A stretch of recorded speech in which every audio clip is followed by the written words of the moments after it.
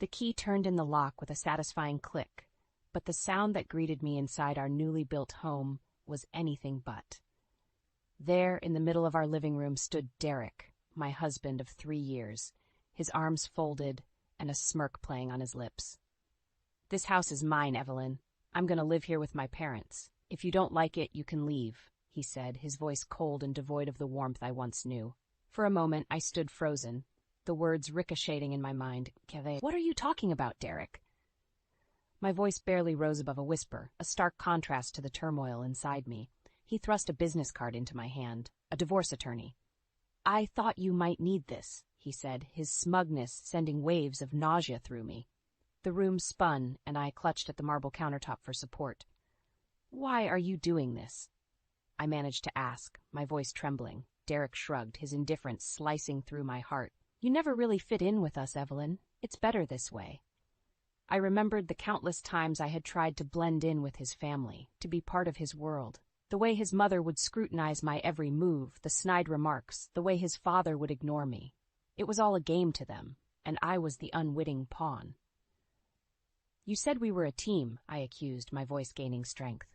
Derek laughed, a hollow sound that echoed off the walls. "We were, until I didn't need you anymore." The realization hit me like a physical blow. I had been a means to an end, a stepping stone for him to achieve his dream home. All the love, the sacrifices, the dreams we shared, they meant nothing to him.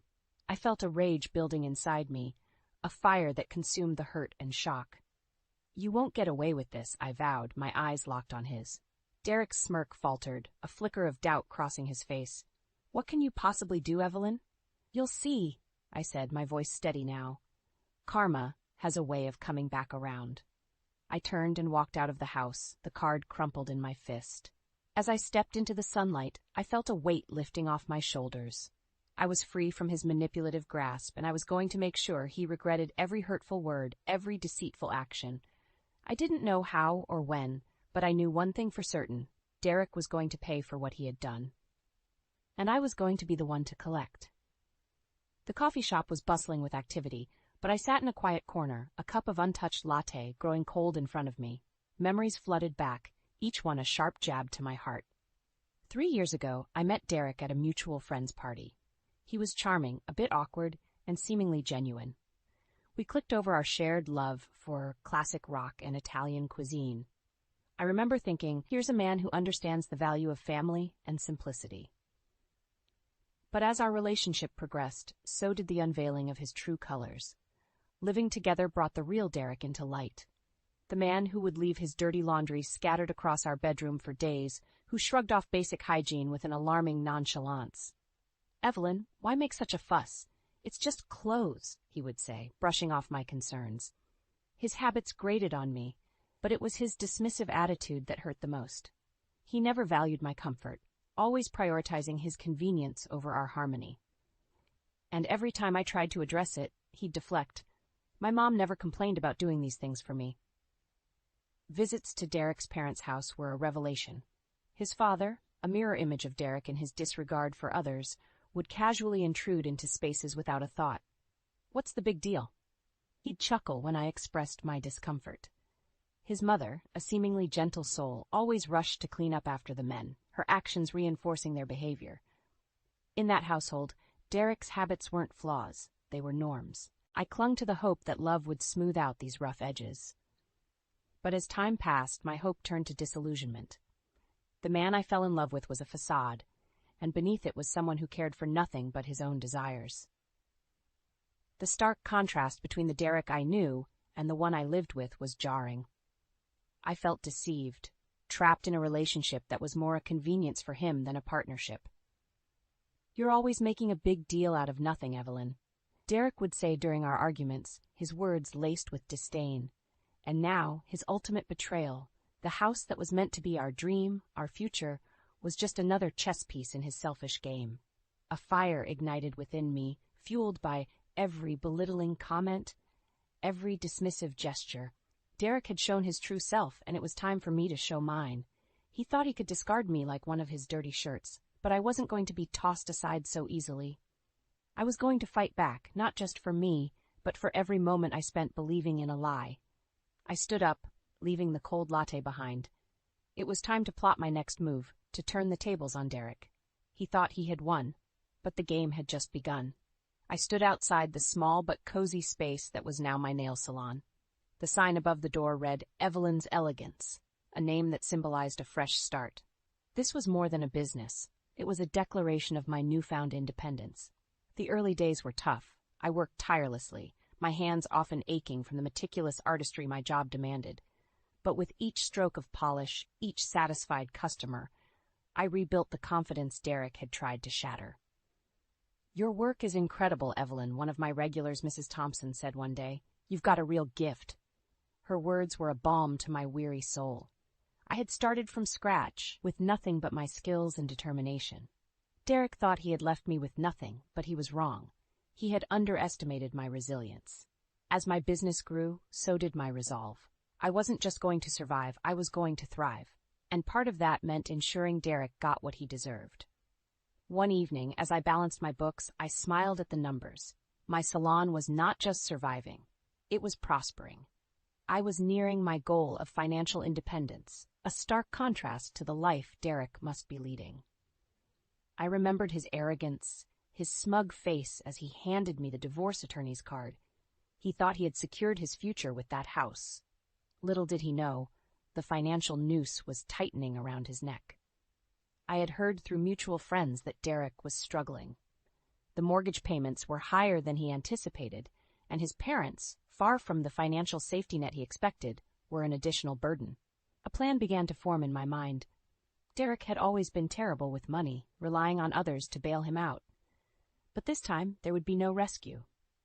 I was going to make sure of that. As I polished the nails of my next client, a mischievous smile played on my lips. "Everything all right, Evelyn?" the client asked. "Better than all right," I replied. "I'm just enjoying the thought of karma in action." In my mind, I pictured Derek, floundering under the weight of his decisions, his dreams crumbling like the walls of the house he had stolen from me. But this was just the beginning. I wasn't going to sit back and watch. I was going to be the architect of his downfall, and every step of his descent would be a step up for me. He had built his house on lies and deceit.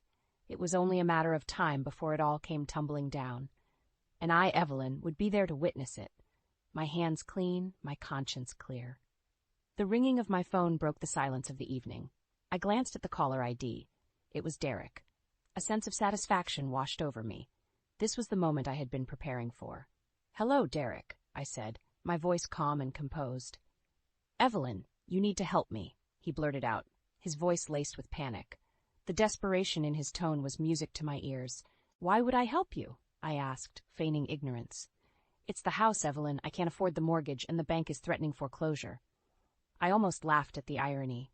Derek, who had once flaunted his control and financial stability, was now at the mercy of his own poor decisions. "You were always so confident in your finances, Derek. What happened?" I prodded, unable to resist the urge to twist the knife a little deeper.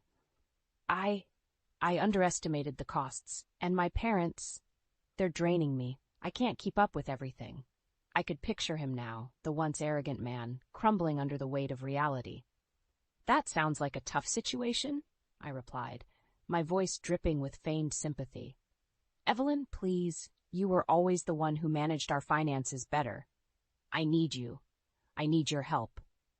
His plea was pathetic, and it filled me with a sense of power. This was the man who had thought he could discard me like yesterday's news. Now he was begging for my help. "Derek, you made your choice," I said firmly. "You chose that house over our marriage. You chose your comfort over our partnership. Why should I bail you out now?" There was a pause on the line, and I could almost hear the cogs turning in his head, trying to come up with a convincing argument. "I'll do anything, Evelyn. Please, I'm begging you." The word begging resonated in the air, a sweet vindication of all the hurt and betrayal he had caused me. "I'm sorry, Derek, you're on your own this time. Maybe it's time you learned to clean up your own mess," I said, a smirk forming on my lips. I hung up the phone before he could respond. A wave of exhilaration rushed through me. Derek was finally getting a taste of the consequences of his actions, and I had front-row seats to the show.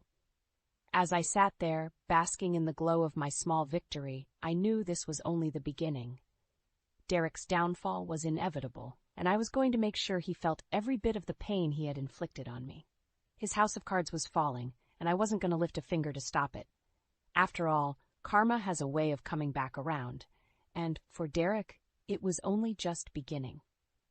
The morning sun cast a warm glow over the thriving salon, now buzzing with activity. As I prepared for my first client of the day, a familiar face appeared at the door. It was Derek, looking disheveled and desperate, a stark contrast to the confident man he once was. "Evelyn, we need to talk," he said, his voice lacking the arrogance I remembered. "This isn't a good time, Derek. I have clients," I replied, not bothering to hide my indifference. "It's about the house. I'm losing it, Evelyn. I've got nowhere to go. The bank is taking everything." I paused, taking in the sight of him. This was the man who thought he could cast me aside, who believed he could control everything and everyone around him. Now he was crumbling before my eyes. "Derek, you made your bed. Now you have to lie in it," I said, my words deliberate and cold. "But I thought you might." "What? Come to your rescue after everything you've done?" I cut him off. The satisfaction of seeing him like this was indescribable. He took a step forward, desperation clear in his eyes. "Evelyn, please, I was wrong. I see that now. I need you." I looked at him, really looked at him. This was the man I had once loved, the man I had built dreams with, and he had betrayed me without a second thought. "No, Derek, you don't need me. You need to take responsibility for your actions. You need to face the consequences of your choices." I could see the realization dawning on him, the understanding that there was no way out, that he had reached the end of the road. "I'm sorry, Evelyn. Truly, I am."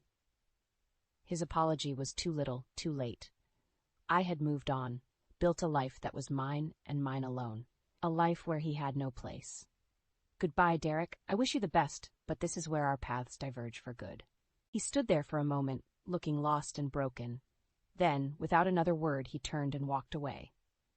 As the door closed behind him, I felt a weight lift off my shoulders. I had faced my past, and I had come out stronger. Derek's downfall was his own doing, and I had played my part in it, but it was time to let go, to focus on the future. I turned back to my clients, a smile on my face. I was Evelyn, owner of a successful salon, a woman who had overcome betrayal and emerged victorious. My past with Derek was just that, the past. My future was bright, and it was all mine. The salon was closed for the day, and I sat alone, reflecting on the journey that had brought me here. The walls, once bare, now adorned with accolades and tokens of appreciation from clients, were a testament to my hard work and resilience. A knock on the door interrupted my thoughts. I hesitated, then stood to answer it. To my surprise, it was Mrs. Gardner, Derek's mother. "Evelyn, may I come in?" Her voice was timid, a stark contrast to the domineering woman I remembered. I nodded, curiosity piqued. "Of course, Mrs. Gardner. What brings you here?" She took a seat, her hands wringing in her lap. "I wanted to apologize, Evelyn, for everything." Her words took me aback. This was the woman who had sided with Derek, who had berated me for not conforming to their way of life. "Why now?" I asked, my voice steady despite the emotions swirling inside me. She sighed, a look of defeat in her eyes. "Since you left, everything has fallen apart. Derek lost the house, and we're struggling to make ends meet. I see now how wrong we were, how we treated you." There was a part of me that wanted to relish in her misery, to savor the taste of vindication. But looking at her, a broken woman, I realized that my victory lay not in their downfall, but in my own rise. "Mrs. Gardner, I've moved on from that part of my life. What happened with Derek was unfortunate, but it led me to where I am today." She nodded, tears brimming in her eyes.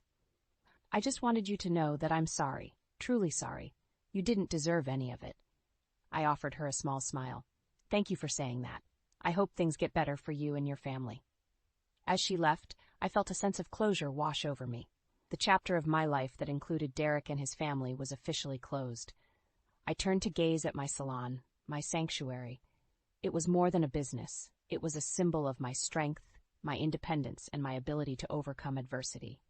I had not only survived Derek's betrayal, I had thrived, and in doing so I had learned the most valuable lesson of all, that the best revenge is living well, and living well was exactly what I intended to do.